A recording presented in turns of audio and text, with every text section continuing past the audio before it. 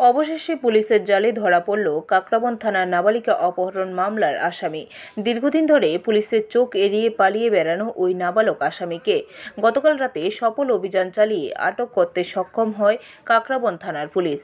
ঘটনাটি ঘটে গত 20শে জুন। কাকরাবন থানাধীন এলাকা থেকে এক নাবালিকা কন্যাকে অপহরণ করে নিয়ে যায় সোনামুড়া মহকুমার বাসিন্দা এক নাবালক। হঠাৎ করে মেয়েটি নিখোঁজ হয়ে পড়লে পরিবারের পক্ষ থেকে থানায় অভিযোগ দায়ের করা হয়। এই বিষয়ে কাকরাবন থানায় মামলাও রুজু হয়।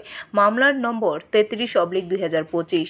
অভিযোগ হাতে নিয়ে তদন্তে নামে পুলিশ। তদন্তে নেমে পুলিশ জানতে পারে নাবালক অপহরণকারী বিভিন্ন জায়গায় পালিয়ে বেড়াচ্ছে। পুলিশ বারবার অভিযান চালিয়েও তাকে ধরতে পারছিল না। অবশেষে গতকাল রাতে নির্ভরযোগ্য সূত্রে খবর আসে যে অভিযুক্ত নাবালক নিজ বাড়ি সোনামুড়া মহকুমায় আত্মগোপন করে আছে। খবর পাওয়া মাত্রই কাকরাবন থানার অফিসার ইনচার্জ জয়ন্ত মালাকার নেতৃত্বে পুলিশের একটি বিশেষ দল সেখানে অভিযান চালায়। পুলিশ গত 20/6/2025 ইংরেজিতে আমাদের কাকরাবন পুলিশ স্টেশনের আন্ডারে একটা কিডন্যাপিং কেস রেজিস্টার্ড হয় এবং সাবসিকুয়েন্টলি এটাতে রেপ এবং পরবর্তীতে যে পক্সো অ্যাক্ট এটা অ্যাড করা হয় এবং এই just after commission of the crime the FIR named principal AP he was absconded.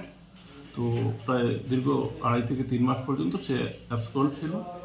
তো yesterday night on the basis of secret information the assistance of Sonamura police station আমরা সোনামুড়াতে রেড করি এবং যে এফআইআর নেম প্রিন্সিপাল অ্যাকিউজড তাকে আমরা arrest করি।